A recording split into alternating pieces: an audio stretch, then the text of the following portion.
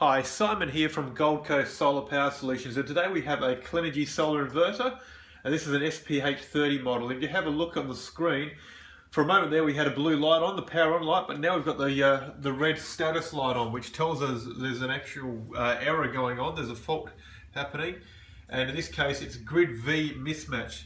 The Grid V there means grid voltage, so Grid Voltage Mismatch.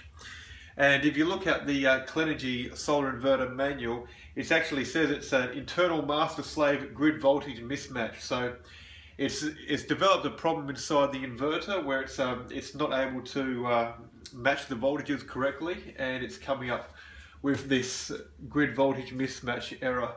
So if you've got your Clenergy inverter doing something like this, it's not a good sign, but look, one thing to try first up is to try and reboot this system. And for that we always follow the shutdown procedure, which is we turn off the solar supply main switch or the inverter AC isolator. The solar supply main switch is always located in your switchboard, and the inverter AC isolator, you may have one of them, you may not have one of them. In this case we've got one right here, and so we just got to throw that off, and then we turn off the PV Ray DC isolator located at the inverter, which is on the other side here. Turn that off and we'll just wait for the inverter to go completely dead, and you can see it's gone totally dead there, totally blank. So what we'll do now is try and restart the inverter and try and reboot it and see if it clears this issue. The startup procedure isn't as important as a shutdown procedure, so as long as you turn both the AC and the DC on, we should be fine. So we'll just wait for that now to start up.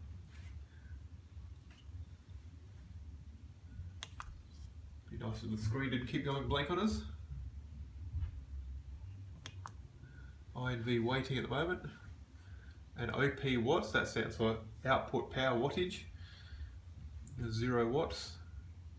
And now it's just starting a startup procedure, counting down. Now if your inverter was installed within the last 5 years, then it should still be under warranty. A couple of things will be needed to make a warranty claim on a Clenergy solar inverter, and that's the model number of the inverter, which in this case it's an SPH 30.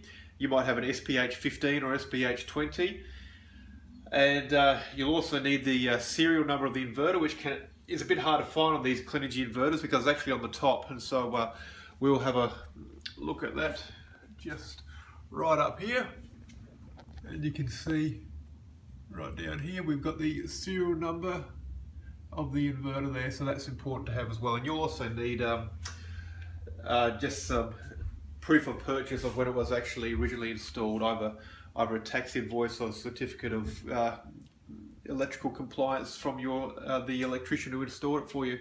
So we're just about to start up here.